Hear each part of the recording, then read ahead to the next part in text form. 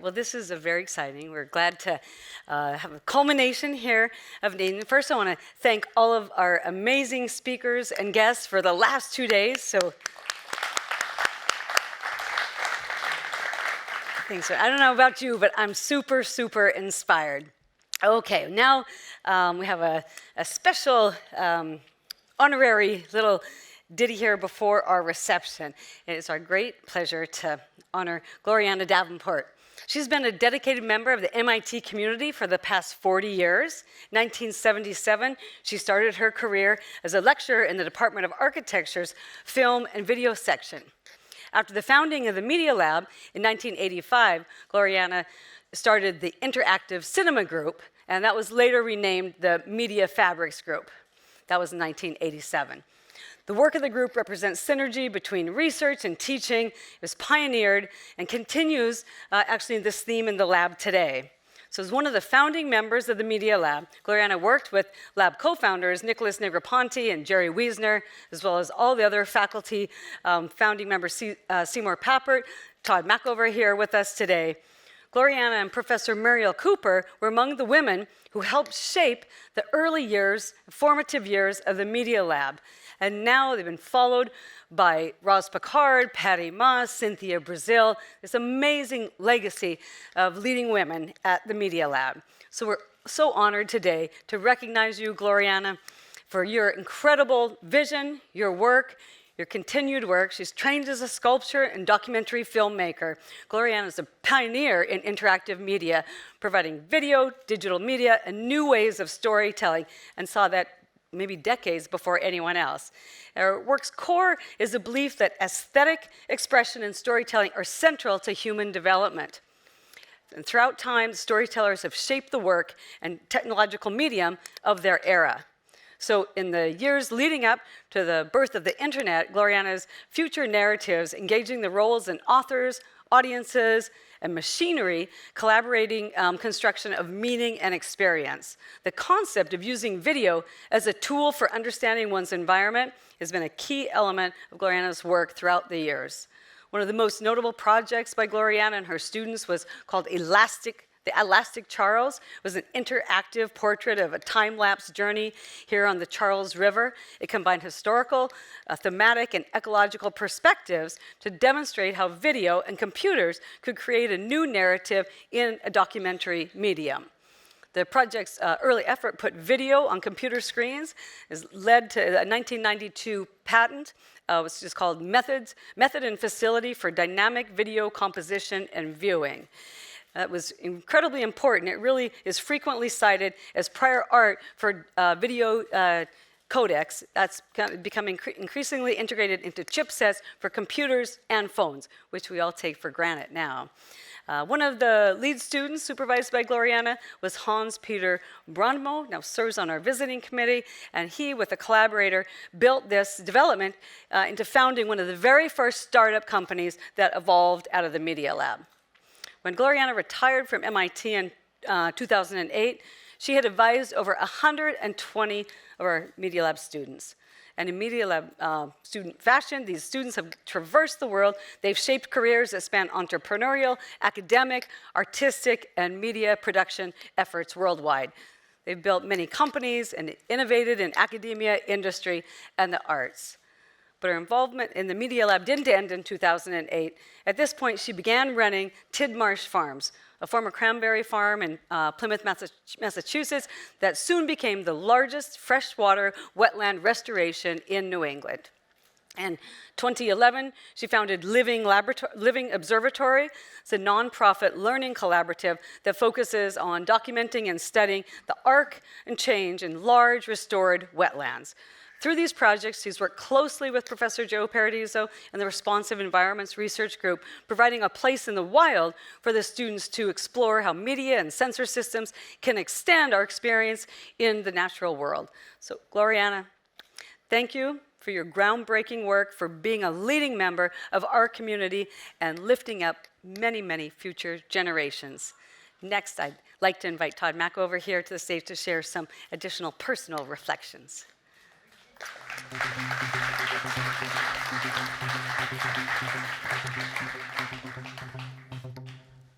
Is Gloriana here? Yes, she is. How wonderful.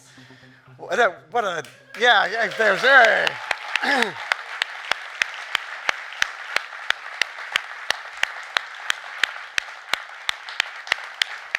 Yeah, some people are standing. It's, yeah.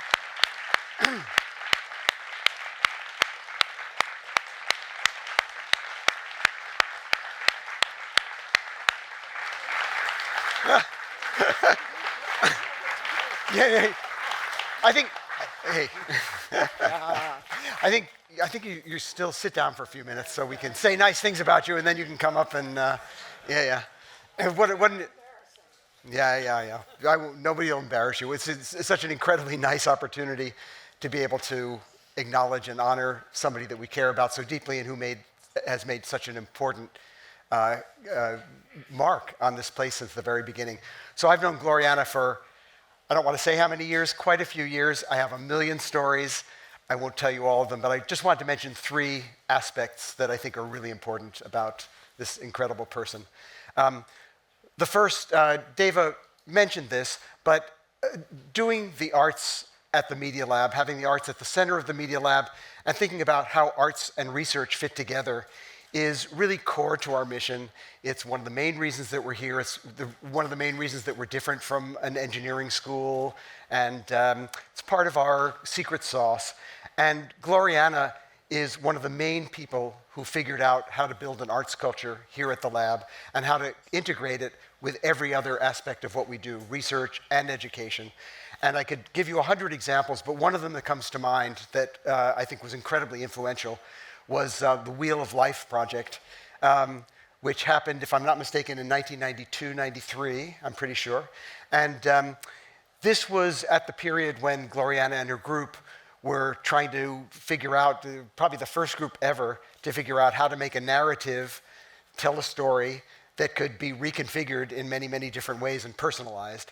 But she and her group and a collaborator, a theater artist named Larry Friedlander, if I'm not mistaken, from Stanford, made a project which, instead of being on the screen, was a completely free narrative about the elements in the world built in a space. Probably most of you haven't been to the Cube in the old building. So it's a space like this, but 4 stories high. And Gloriana and Larry ran a course over the course of a year and built an installation in the other building, which was, I think, one of the very first interactive installations that told a story about the elements, that invited people in to manipulate objects, to go into buildings and spaces. And if I'm not mistaken, the people participating were alternately visitors and then were trained to be guides as well. So they went back and forth between experiencing something new and then sharing it with others.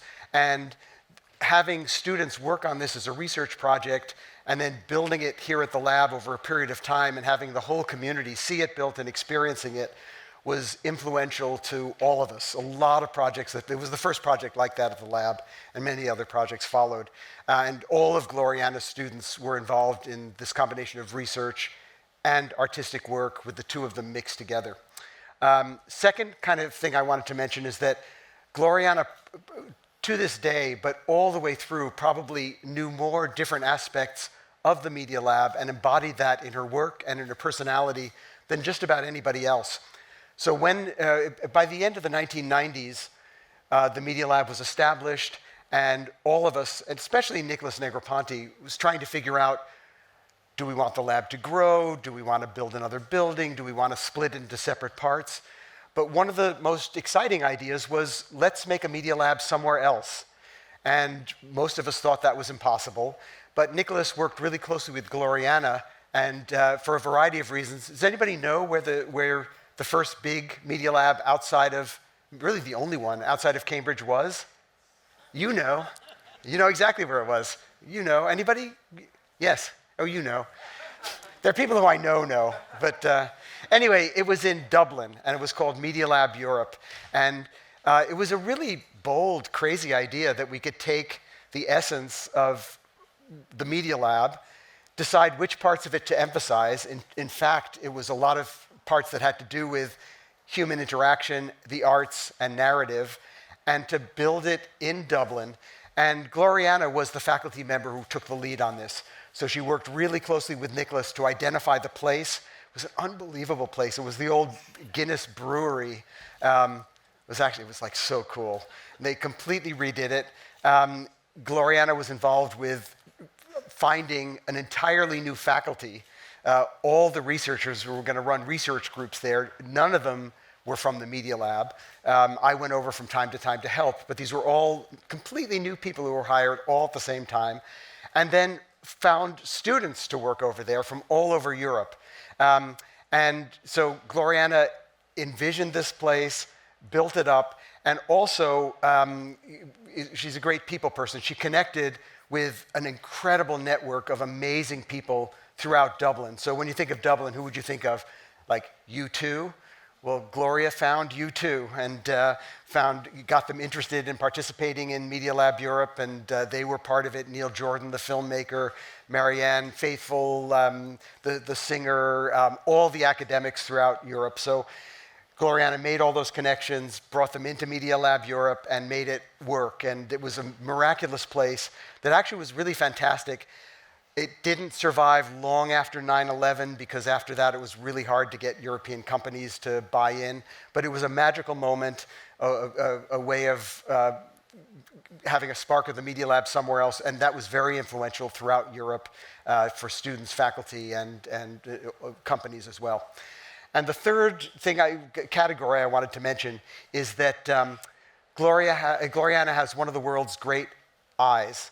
And she's a videographer, you'd expect that, but you can't train somebody how to find exactly the right shot, how to find exactly the right moment and the right situation to capture.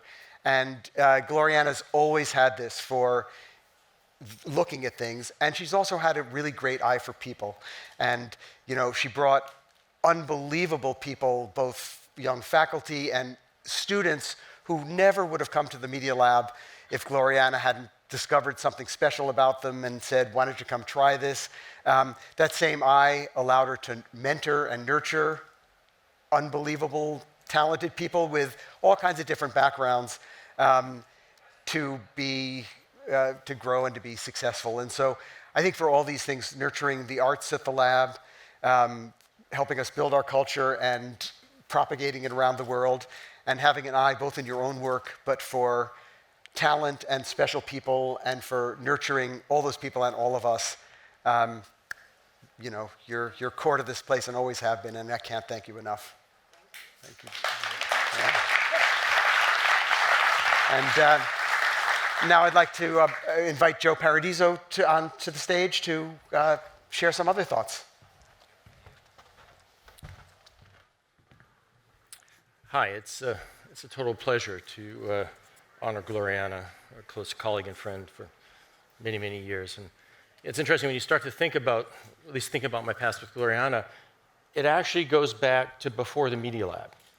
So I first heard about Gloriana from my uncle Jake, who was very active in Boston in video, film, and theater circles. And he told me, Jake did introduce me to a bunch of things, actually. He gave me my first rock and roll records when I was in kindergarten. I used to only like classical music before that. My parents never forgave him for that. He also gave me my first synthesizer record, Switched on Bach, which really had a huge resonance in my life, keeps on going. And then later he gave me my first Marianne Faithfull and Nina Hagen records, which is a totally other story. But he told me about Gloriana back in the early 80s, really. And it was this amazing woman at MIT that was doing this incredible documentary that he was working with a bit about Niels Bohr. And I did my PhD in physics here at MIT. And Niels Bohr, of course, some of you know, is a household word. He's one of the founders of quantum theory. And she did this documentary on Niels when this generation was passing. So she brought people like Vicky Weisskopf, Professor Weisskopf here at MIT, a legend in the physics department. He was on the Manhattan Project, Director General of CERN, one of the fundamental forces in quantum electrodynamics. He worked with Bohr. He knew Heisenberg. He knew Einstein. I had physicists tell me that, okay, I didn't just shake Einstein's hand because I'm too young, but I shook Vicky's hand. He shook Einstein's hand. She captured those people, including Vicky, on this documentary. So if you like physics, remembering Niels Bohr is something you really have to see. So that was my intro to Gloriana. 10 years later, I joined the Media Lab. And I started developing all these sensor systems for interaction. Todd talked a bit about the Brain Opera project earlier today, this huge project where I did all kinds of sensor systems to measure people doing things in different ways that we could make interactive music around. Gloriana paid close attention because she was thinking about how to make cinema interactive at that level too, how you can walk and step through a movie. So she took a big interactive floor we built, brought it around the world so people could explore a video just by walking in different ways. We had a corridor where you could walk by the corridor in different ways. The sonar system we built could change the video and play it in different ways. So looking at cinema as being elastic and really using sensors to look at that. And then I had students in the group starting to think about taking video everywhere, putting sensors everywhere, but labeling the video with the sensor data so you can go back with queries in the sensor data and assemble a whole narrative. Gloriana was instrumental in advising them in starting that project. That was Matt Leibowitz's PhD, and it was really early in thinking about how to do things like that. So without Gloriana, we wouldn't have done work of that sort. So this is all impressive. Gloriana's entire career through the Media Lab, it's amazing. She was there at the beginning of things that became very, very important in many ways. That's what we treasure here. But there's an act 2 to Gloriana's life that just totally floors me. Now, some of us are fortunate enough in life to have an act 2, right? We do something, we do some stuff, make some waves, and then we can go off maybe and retire. She didn't really do that. She retired, but she took Tidmarsh Farms, this large cranberry farm that she co-owns with her husband, Evan, and they decided that instead of just selling it to a developer or something like that when the business was starting to change and transform, they would instead transform it into a wetland preserve. But not only that, she brainstormed how it's done, brought in all kinds of partners from academia, from research here, people that looked at wetland science. She got my group engaged with putting sensors all over the place to try to project into virtual worlds and have different ways of documenting what's happening to the wetland as it's transforming through the sensors and through interactive media, continuation of much of what you did when you were here. And she brought this community together to really redefine how wetland restoration is done. So Gloriana has changed the game.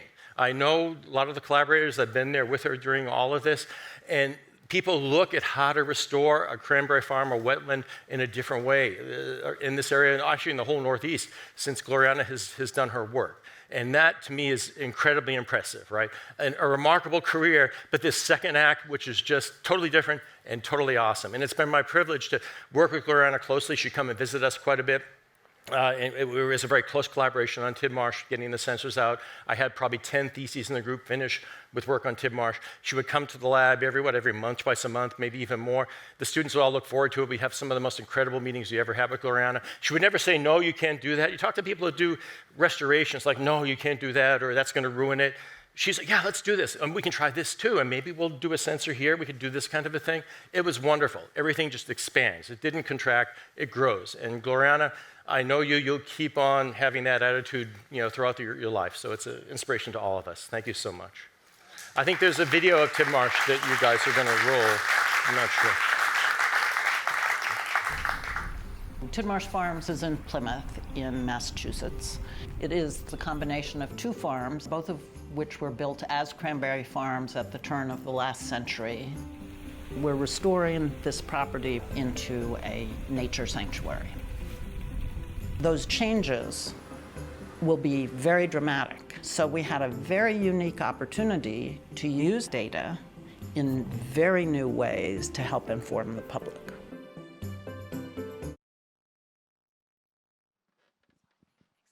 You guys are supposed to, Todd, you guys are supposed to come up here with me. Wrong. Yes, so Gloriana, yes, you are. Welcome to the stage. Absolutely. So please, first a hug. Thank you so much. This is. Thank you. I'm a little overwhelmed. No, just for please. So wonderful. It's so That's many great, wonderful memories. So, on behalf of the Media Lab, we want to honor you, recognize your pioneering work and your lasting impact and love for all of us. I can hold this because we're going to ask you from. Yes, exactly. I can hold this. A couple of. I'd like to just first of all thank you so much. It's an honor to be back here, and it's amazing to You know, you were such great collaborators, both of you, and I think my history here is so special. I'm so privileged. And that's how I feel about MIT. I sort of thought I would talk about 3 aspects of my experience from my point of view.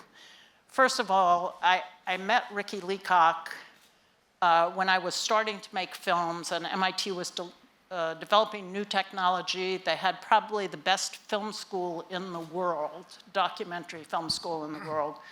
And I was very privileged to work with him on several films, including the Niels Bohr film, a film that we made in New Orleans, and to bring that art to the Media Lab when it was being founded, bring film in, film storytelling in, but also I had taken a course in computing in 1980, and I knew it was going to change filmmaking, and I wanted to be part of that ride. And so during the time that I ran the Interactive Cinema Group and the Media Fabrics Group, one of the things that was happening was film was changing from only being made by specialists to being on your phone, able to be edited on your phone, able to be put up on the network and shared in social media. So that ride at MIT is about your passion, your talents, what you can bring, and it's a privilege and an honor to be at MIT and to be able to contribute in that way. The second thing about the Media Lab that, for those of you who are not so familiar with the Media Lab, is that it is a huge expanding network of faculty, students, sponsors, very important relationships, and visitors. And everybody contributes to this network, and you're part of it. And I just want to mention this picture. It was made by a photographer called Peter Menzel. He and his wife first published a book called Living in the Material World, a global portrait, a global family portrait. And after that, he published 6 others, one of which was women all over the world taking everything they had in their homes out, and it was just an image. And he wanted to work with us to make these incredible portraits, and it was huge fun. And I stayed in touch with him because he was now part of the Media Lab network. So this thing that started probably in thought in 1980 became a reality with a building in 1985. But then the network just kept growing and growing. Todd brought in so many people. Joe, you've brought in incredible people. And now we have Deva, who has come in to lead us on our next baby steps and our next giant steps into inventing the technologies that make life better and hopefully the environment better for everyone, because we're all one. So the last thing I want to say is to thank you so much for this session, because I think being back in person at the Media Lab and seeing not just one piece of incredible work, but a whole series of things that are going to add up to that next step is mind-boggling, and I'm so happy to be back in the lab, and thank you so much. Thank you. Praise you. Thank you. Awesome.